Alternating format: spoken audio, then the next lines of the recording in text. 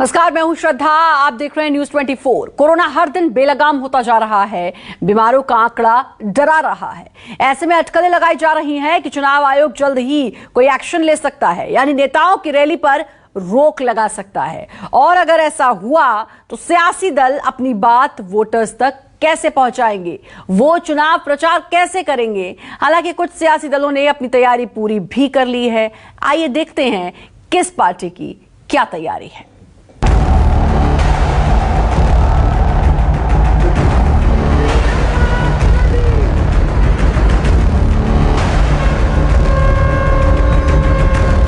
योगी जी की सरकार अपराधियों के साथ जेल जेल खेल रही है। माफिया उत्तर प्रदेश छोड़कर चले गए हैं। यहाँ माफिया का राज नहीं है, कानून का। भाइयों बहनों, जो कहा सो करके दिखाया।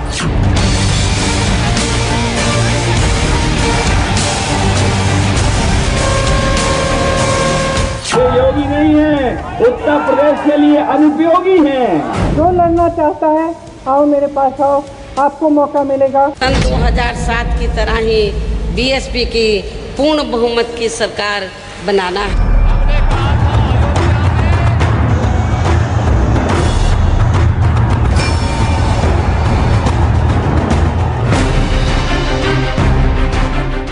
यूपी में विधानसभा चुनाव से पहले ये तो सिर्फ ट्रेलर था। प्रचार की पूरी फिल्म अभी परवान चढ़ना बाकी थी, जब नेताओं के वार पलटवार की धार तेज होनी थी। लेकिन आने वाले दिनों में शायद ये सब देखने को न मिले, क्योंकि देश में कोरोना की रफ्तार काफी तेज हो चुकी है। बीमारों की संख्या लगातार बढ़ती जा रही है। ऐसे में चुनावी प्रचार की रफ्तार धीरे धीरे थमती जा रही है। प्रधानमंत्री मोदी 9 जनवरी को लखनऊ में जनसभा करने वाले थे, लेकिन उन्होंने अपना प्रोग्राम रद्द कर दिया है। सीएम योगी ने नोएडा की जनसभा को रद्द कर दिया। अखिलेश यादव और प्रियंका गांधी ने भी अपने चुनावी प्रोग्राम टाल दिए हैं। ऐसे में सवाल ये है कि अगर नेता जमीन पर जाकर प्रचार नहीं करेंगे तो फिर वोटरों तक अपनी बात कैसे पहुंचाएंगे। यूपी में विधानसभा चुनाव से पहले कोरोना का ग्रहण लग गया है। लगातार बढ़ते मामलों के बीच कई राजनीतिक दलों ने अपनी रैलियां टाल दी हैं, तो कुछ लोग अपनी जनसभाओं को रद्द करने पर भी विचार कर रहे हैं। ऐसे में सवाल इस बात का खड़ा हो रहा है कि अगर नेताओं को वर्चुअली रैलियां करनी पड़ी तो फायदा किसको होगा। महामारी से बिगड़ते हालात को देखते हुए अगर चुनाव आयोग रैलियों पर प्रतिबंध लगाता है तो चुनावी लड़ाई सोशल मीडिया के जरिए लड़ी जाएगी, और ऐसे हालत में फायदा उसी पार्टी का होगा जिसकी ज्यादा तैयारी होगी। ऐसे में ये जानना भी जरूरी है कि वर्चुअल चुनावी जंग के लिए किसकी क्या तैयारी है। सबसे पहले बात सत्ताधारी पार्टी बीजेपी की। पार्टी ने सोशल मीडिया के जरिए रैली करने का प्लान बना लिया है। बूथ स्तर तक सोशल मीडिया की टीम में 3 लाख कार्यकर्ता तैनात कर दिए हैं। सोशल मीडिया सेल में वॉर रूम बनकर तैयार हो चुका है। जिला दफ्तरों में वर्चुअल रैली का सेटअप लगा दिया गया है। सोशल मीडिया सेल ने 1.5 लाख लोगों की ई रैली की तैयारी की। साथ ही पार्टी ने बैठकों, वेबिनार और ई रैली के लिए खास सॉफ्टवेयर भी तैयार करवा लिए हैं। कहा जा रहा है कि कोरोना ऐसे ही बेलगाम हुआ तो 10 जनवरी से पार्टी डिजिटल रैली करना शुरू कर देगी। वर्चुअल मीडियम के मामले में भारतीय जनता पार्टी, आज उसकी आईटी टीम, आज उसकी सोशल मीडिया टीम बहुत समृद्धशाली है।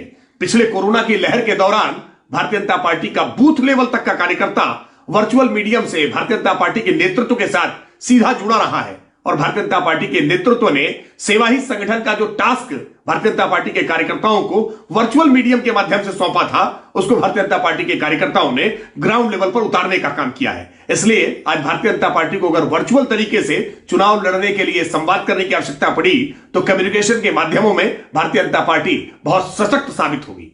उत्तर प्रदेश के अंदर में भारतीय जनता पार्टी की सरकार में उत्तर प्रदेश की जनता ने जो दर्द झेला है, महंगाई का दर्द झेला है, बेरोजगारी का दर्द झेला है, कोविड में अपनों को खोने का दर्द झेला है, किसानों को रौंदने का दर्द झेला गया है, उत्तर प्रदेश की जनता ने तय कर लिया है। रैली हो, सामान्य रैली हो या वर्चुअल रैली हो, उसने भारतीय जनता पार्टी की विदाई का मन बना लिया है। जिस तरह से रैलियों और जनसभाओं के जरिए अखिलेश यादव ने बीजेपी को कड़ी टक्कर दी है, उसी तरह से समाजवादी पार्टी ने भी वर्चुअल रैली की रणनीति तैयार की है। पार्टी ने सोशल मीडिया की टीम तैयार की है। लोगों तक अपनी बात वर्चुअल रैली के जरिए पहुंचाई जाएगी। शहर और गांव में प्रचार के लिए डिजिटल तैयारी कर ली गई है। अखिलेश यादव की जनसभा एलईडी स्क्रीन के माध्यम से लोगों तक पहुंचेगी। उत्तर प्रदेश में अभी ऐसे बहुत से इलाके हैं, बहुत से ऐसे गांव हैं, बहुत इंटीरियर जगह है जहां पे अभी नेट की सुविधाएं नहीं है, वहां वर्चुअल रैली होना संभव नहीं है। तो वहां नुक्कड़ सभाओं के माध्यम से या किस तरह से वहां पे रैली की परमिशन दी जाएगी या चुनाव आयोग इस पे किस तरह का कदम उठाता है, ये देखने वाली बात है। देखिए, वर्चुअल रैली और सामान्य रैली में बहुत फर्क है। सामान्य रैली में लोग एक दूसरे को, अपने नेता को करीब से देख पाते हैं, नेता की बात को करीब से सुन पाते हैं, उन्हें लगता है कि नेता मेरे सामने खड़ा है, तो कनेक्ट फील करते हैं। वर्चुअल रैली में जनता उतना कनेक्ट फील नहीं करती, क्योंकि आप एक इलेक्ट्रॉनिक माध्यम से जनता के बीच में होते हैं। कोरोना ओमिक्रॉन के बढ़ते हुए खतरे को देखते हुए आज सभी राजनीतिक दल इस बात में चिंतन मनन और मंथन कर रहे हैं कि क्या रैलियों पर प्रतिबंध लगाया जाए। भारतीय जनता पार्टी के भीतर भी इस बात को लेकर चिंतन मंथन और मनन हो रहा है कि हम इसका विकल्प क्या देख सकते हैं। जहां तक वर्चुअल रैली की बात है, भारतीय जनता पार्टी वर्चुअल तरीके से अपने कार्यकर्ताओं को पहले भी संबोधित कर चुकी है और आवश्यकता पड़ेगी तो भारतीय जनता पार्टी वर्चुअल तरीके से रैलियों को, कार्यकर्ताओं को संबोधित करने का काम आसानी से कर सकती है। बीमारी वाले वायरस को ध्यान में रखते हुए कांग्रेस ने भी अपनी बात वोटरों तक पहुंचाने के लिए रोड मैप तैयार कर लिया है। पार्टी सोशल मीडिया के जरिए प्रचार करेगी। पार्टी ने डिजिटल प्रचार के लिए टीम तैयार की है।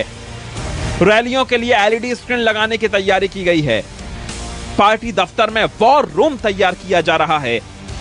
कार्यकर्ताओं को सोशल मीडिया की ट्रेनिंग दी जा रही है।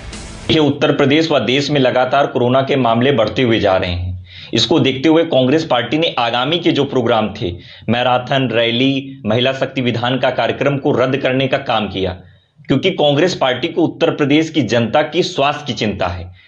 और जहां तक वर्चुअल रैली की बात है, कांग्रेस पार्टी ने वर्चुअल रैली का प्लान किया हुआ है। हम लोगों ने बिहार में भी वर्चुअल रैली का कार्यक्रम किया था और वर्चुअल रैली के माध्यम से जो श्रीमती प्रियंका गांधी जी की प्रतिज्ञाएं हैं, जो उत्तर प्रदेश के प्रारूप में है, उनको बताने का काम किया जाएगा। अब तक बीएसपी का चुनाव प्रचार काफी फीका रहा है। पार्टी प्रमुख मायावती ज्यादा एक्टिव दिखाई नहीं दी, लेकिन पार्टी ने इतने दिनों तक बेहद सीक्रेट तरीके से अपने वर्चुअल योद्धाओं की टीम तैयार की। कहा जा रहा है कि बीएसपी की सोशल मीडिया टीम पूरी तरह एक्टिव मोड में है। जूम के जरिए कार्यकर्ताओं से जोड़ने के निर्देश जारी किए गए हैं। बूथ अध्यक्ष छोटे छोटे ग्रुप में लोगों को जमा करेंगे और फिर मायावती वर्चुअल रैली से सीधा संवाद करेंगी। सभी जिलों में वर्चुअल रैली का सेटअप तैयार हो चुका है। चुनाव जीतने के लिए सियासी पार्टियां क्या क्या नहीं करती, एक साथ कई रणनीतियां बनाई जाती हैं ताकि अगर एक फेल हो जाए तो दूसरी काम आ जाए।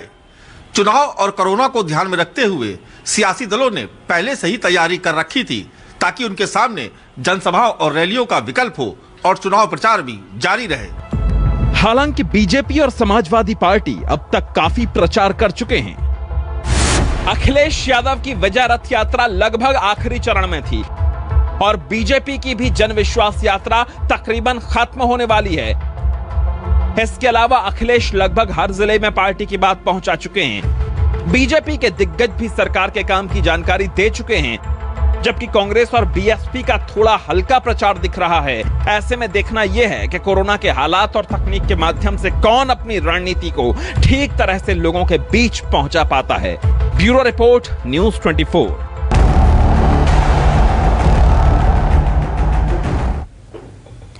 एक तरफ सामने प्रचार की चुनौती है तो दूसरी तरफ गठबंधन के सहयोगियों में नाराजगी बड़ी मुश्किल है। इसी नाराजगी को दूर करने के लिए अखिलेश यादव और जयंत चौधरी के बीच लखनऊ में बैठक हुई। कहा जा रहा है कि इस बैठक में सीटों को लेकर चल रहे मतभेद को दूर करने की कोशिश हुई। हालांकि दोनों ने ट्वीट के जरिए यूपी के भविष्य को लेकर मंथन की बात की। ऐसे में सवाल ये कि क्या आगे दोनों नेता एक साथ मंच पर दिखाई देंगे। अखिलेश यादव जिंदाबाद, तो हमारे और आपके बीच में जो पैदा करे खाई, समझ लेना वही है भाजपाई।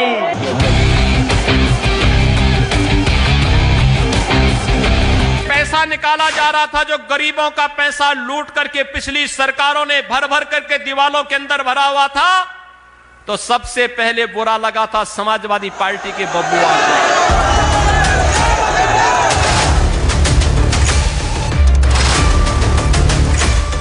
कि हमने और उन्होंने हाथ मिलाया है। ये चौधरी चरण सिंह जी का पुराना समीकरण लौटाने के लिए हाथ बढ़ाया है। मेरठ की इस रैली के बाद से अखिलेश यादव और जयंत चौधरी कभी एक साथ चुनावी मंच पर दिखाई नहीं दिए। अलीगढ़ में भी दोनों नेताओं को एक साथ आना था, लेकिन किसी वजह से ऐसा नहीं हो पाया, जिसके बाद सवाल उठने लगे कि क्या सीटों के बंटवारे को लेकर दोनों नेताओं में मतभेद हैं। सवाल उठे तो जवाब के रूप में एक बार फिर दोनों नेताओं की मुलाकात हुई। लखनऊ के जनेश्वर मिश्र ट्रस्ट में अखिलेश यादव और जयंत चौधरी की काफी देर तक सीक्रेट मीटिंग हुई। पश्चिमी उत्तर प्रदेश में बीजेपी को घेरने के लिए अखिलेश यादव और जयंत चौधरी के बीच चुनाव से पहले जो दोस्ती हुई थी, उसका असर अभी तक दिखाई नहीं दे रहा है। लेकिन अब दोनों दलों के गठबंधन की डोर को मजबूत करने के लिए आज लखनऊ में अखिलेश यादव और जयंत चौधरी के बीच काफी देर तक मंथन हुआ। अखिलेश और जयंत के बीच हुई इस बातचीत के बाद दावा किया जा रहा है कि दोनों पार्टियों में सीटों के बंटवारे का फॉर्मूला तैयार हो चुका है। कहा जा रहा है कि दोनों पार्टियों की कोशिश है कि पश्चिमी यूपी में जातिगत समीकरणों को ध्यान में रखकर सीटें बांटी जाएंगी, ताकि जाट मुस्लिम वोटों का बेहतरीन तालमेल हो और नतीजों में गठबंधन को फायदा मिले। देखिए, आज समाजवादी पार्टी के राष्ट्रीय अध्यक्ष माननीय अखिलेश यादव जी और राष्ट्रीय लोक दल के राष्ट्रीय अध्यक्ष माननीय जयंत चौधरी जी के बीच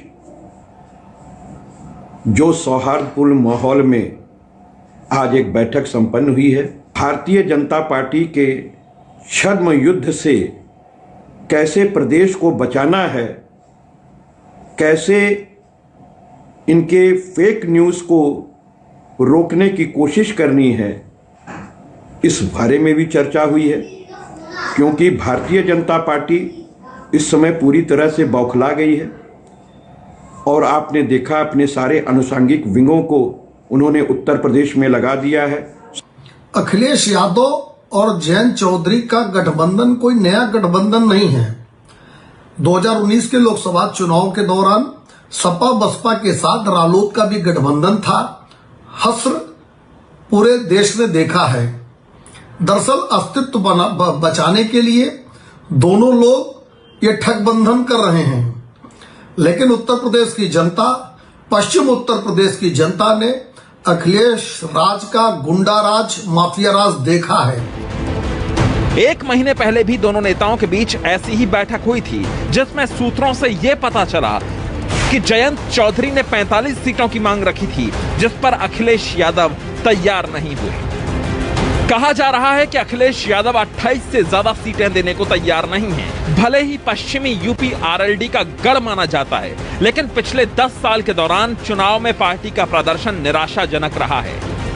2017 में पार्टी ने 277 सीटों पर उम्मीदवार उतारे, लेकिन 266 सीटों पर जमानत जब्त हो गई। सिर्फ एक उम्मीदवार ने छपरौली से जीत हासिल की। फिर 2019 के लोकसभा चुनाव में महागठबंधन के साथ चुनाव लड़ने के बाद भी आरएलडी को सफलता नहीं मिली। पार्टी के सभी उम्मीदवार चुनाव हार गए। खुद चौधरी अजीत सिंह और उनके बेटे जयंत चौधरी भी अपनी सीट नहीं बचा पाए। लेकिन इस बार किसान आंदोलन की वजह से माहौल बदला हुआ है, क्योंकि जयंत चौधरी ने आंदोलनकारियों का पूरा साथ दिया और उनसे समर्थन भी मिला। ऐसे में उनको लगता है कि इस बार पार्टी जाट, सिख और मुस्लिमों की लामबंदी की बदौलत अपना गढ़ बचाने में कामयाब हो जाएगी। यूपी में सत्ता के शिखर पर पहुंचने के लिए पश्चिमी यूपी काफी अहम माना जाता है, क्योंकि यहां से विधानसभा की 136 सीटें आती हैं और 2017 के चुनाव में बीजेपी ने 103 सीटें जीतकर सभी दलों को मात दे दी थी। इसी बीजेपी को घेरने के लिए समाजवादी पार्टी ने राष्ट्रीय लोकदल को साथ लिया। ऐसे में देखना यह है कि उनकी ये रणनीति कितनी कामयाब हो पाती है। मानस श्रीवास्तव के साथ अशोक तिवारी, न्यूज़ 24, लखनऊ। अखिलेश यादव जिंदाबाद जिंदाबाद।